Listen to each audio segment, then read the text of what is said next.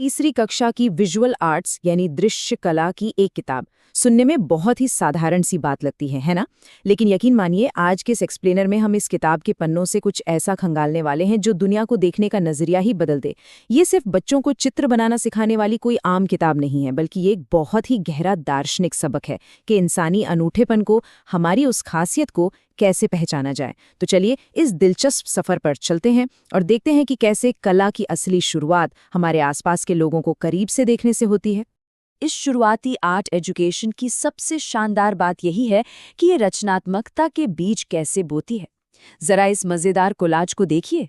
ये अपने आप में ही कलात्मक खोज की उस आनंद का बेहतरीन उदाहरण है। इंसानों की विशिष्टता को समझना कोई बोरिंग काम नहीं है, बल्कि इसे एक बेहद मजेदार, रंग बिरंगे और जीवंत अनुभव की तरह सिखाया जाता है। यह हमें एहसास कराता है कि हर अलग चेहरा, त्वचा का हर अलग रंग दरअसल जश्न मनाने का एक बहुत बड़ा कारण है। और इसी से इस पूरे पाठ्यक्रम का एक बहुत ही खूबसूरत और बुनियादी दर्शन निकल कर आता है। हमारे आसपास का हर व्यक्ति अद्वितीय है। हमारे परिवार के सदस्य, शिक्षक और दोस्त, बस यही वो नींव है। कलात्मक अभिव्यक्ति की पहली सीढ़ी ही यही है कि हम अपने आसपास के लोगों की उस अलग पहचान को खुले दिल से स्वीकार करें, क्योंकि सच तो यही है ना कि कोई भी दो इंसान बिल्कुल एक जैसे नहीं होते, और हमारी यही बुनियादी भिन्नता इस दुनिया को एक बेहद खूबसूरत कैनवस में बदल देती है। तो हमारी चर्चा का पहला मुख्य भाग है मानवीय विशिष्टता यानी विभिन्नताओं का जश्न। चलिए इसे थोड़ा और करीब से समझते हैं। जब एक छोटा बच्चा, एक नन्हा कलाकार दुनिया को अपने नजरिए से देखना शुरू करता है, तो उसे किन खास शारीरिक विशेषताओं पर ध्यान देने के लिए कहा जाता है? किताब बच्चों का ध्यान कुछ बहुत ही स्पष्ट शारीरिक विशेषताओं की तरफ खींचती है, जैसे नाक, आंखें, बाल, त्वचा और चेहरा। अब यहाँ ध्यान देने वाली बात यह है कि इन छोटे छोटे डिटेल्स पर फोकस करने से होता क्या है। असल में इसके जरिए बच्चों को मानव विविधता को बहुत ही बारीकी से ऑब्जर्व करना सिखाया जाता है। ये सिर्फ कागज पर एक चेहरा उकेरने के बारे में बिल्कुल नहीं है। ये इस बात को गहराई से स्वीकारने के बारे में है कि अलग अलग तरह की आंखें या बालों की अलग अलग बनावट हमारी इंसानी खूबसूरती का ही एक अहम हिस्सा हैं। अब आते हैं दूसरे हिस्से पर, पैटर्न और आकृतियां, डिजाइन की खोज। प्राकृतिक शारीरिक विशेषताओं से थोड़ा आगे बढ़ते हैं। इंसान अपनी इस भिन्नता को, अपनी इस अलग पहचान को खुद कैसे व्यक्त करते हैं? इसका एक बहुत ही दिलचस्प तरीका है डिजाइन और कपड़ों का चुनाव। इस कॉन्सेप्ट को समझाने के लिए किताब में पैटर्न की एक बहुत ही सरल लेकिन एकदम सटीक परिभाषा दी गई है। पैटर्न जब आकृतियों को बार बार दोहराया जाता है, बस इतनी सी बात। बिंदु, रेखाएं और आकृतियां, यही वो बेसिक एलिमेंट्स हैं जिनसे हम बेहद जटिल और खूबसूरत विजुअल्स बनाते हैं। और यहीं से एक युवा मस्तिष्क गणित के उस दोहराव और कला की सुंदरता के बीच का गहरा कनेक्शन समझना शुरू कर देता है। अब जरा इस शानदार लोक चित्रकला यानी फोक आर्ट पर गौर कीजिए। ये सच में कमाल का है कि कैसे ये पैटर्न के व्यवहारिक उपयोग को इतनी खूबसूरती से दर्शाती है। पात्रों के कपड़ों में आकृतियों का जो जीवंत दोहराव है वो देखते ही बनता है। ये सिर्फ रंगों को भरना नहीं है, बल्कि यह एक रिदमिक डिजाइन है जो उन कपड़ों को एक खास सांस्कृतिक और कलात्मक पहचान दे रहा है। नन्हे कलाकारों को ऐसी ही जटिल डिजाइनों को देखने और फिर उन्हें अपनी कला में उतारने के लिए प्रेरित किया जाता है। हमारा तीसरा भाग है परिधान और संस्कृति, सांस्कृतिक पहचान। देखिए, कपड़े सिर्फ शरीर ढकने का साधन तो होते नहीं हैं।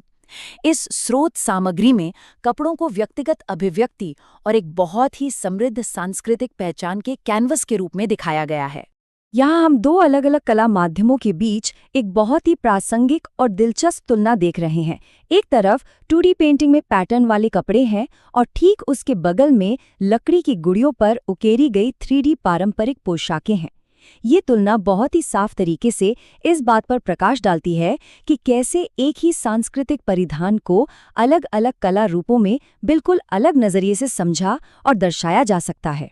इसके बाद बात एक कदम और आगे बढ़ती है। पाठ्यपुस्तक बच्चों को उनके पर्यावरण और सामाजिक संदर्भ के बारे में सोचने पर मजबूर करती है। जैसे किसी मेले में क्या पहनकर जाना चाहिए, या फिर किसी चचेरे भाई बहन की शादी हो या कोई जन्मदिन की पार्टी हो तो वहाँ के परिधान कैसे होंगे। ये छोटी सी गतिविधि ये समझने में बहुत मदद करती है कि हमारे कपड़े सामाजिक घटनाओं और हमारे सांस्कृतिक समारोहों से कितनी गहराई से जुड़े होते हैं।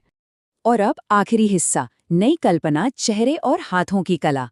अब तक हमने जो कुछ भी ऑब्जर्व किया है, शारीरिक विशेषताएं, पैटर्न, संस्कृति, उन सबको एक साथ लाने का समय आ गया है। चलिए देखते हैं कि ये सारी जानकारी एक सक्रिय कलात्मक निर्माण में कैसे बदलती है। इस बहुआयामी कलाकृति को देखिए, जिसमें पारंपरिक पोशाक पहने एक व्यक्ति को एक जानवर की सवारी करते हुए दिखाया गया है। ये सामग्री बच्चों को सिर्फ एक साधारण चित्र बनाने तक सीमित नहीं रखती, बल्कि उन्हें अपनी पूरी कलात्मक दृष्टि का विस्तार करने के लिए प्रोत्साहित करती है। बात सिर्फ एक चेहरा बनाने की नहीं है, बल्कि पूरा शरीर, आसपास का माहौल और अलग-अलग सामग्रियों का उपयोग करके एक पूरी कहानी घड़ने की है। तो अगर हम इस पूरी अवलोकन प्रक्रिया के क्रम को देखें तो ये कितनी शानदार और व्यवस्थित है। सबसे पहले पैटर्न वाले कपड़े डिजाइन करना, फिर किसी विशेष कार्यक्रम के परिधान की कल्पना करना, उसके बाद एक अनोखा चेहरा बनाना, लेकिन जो अंतिम चुनौती है वो सबसे खास है, एक बच्चे के हाथ बनाम एक वयस्क हाथ का चित्र बनाना। इन दोनों के बीच का अंतर खींचना इस पूरे पाठ को एक बहुत ही ठोस वास्तविकता से जोड़ देता है। ये अब सिर्फ कला नहीं रह जाती, ये जीवन, विकास और समय के बीतने का एक बहुत ही सशक्त विजुअल बन जाती है। इन सारी बातों को समेटते हुए दिमाग में एक बहुत ही गहरा सवाल आता है।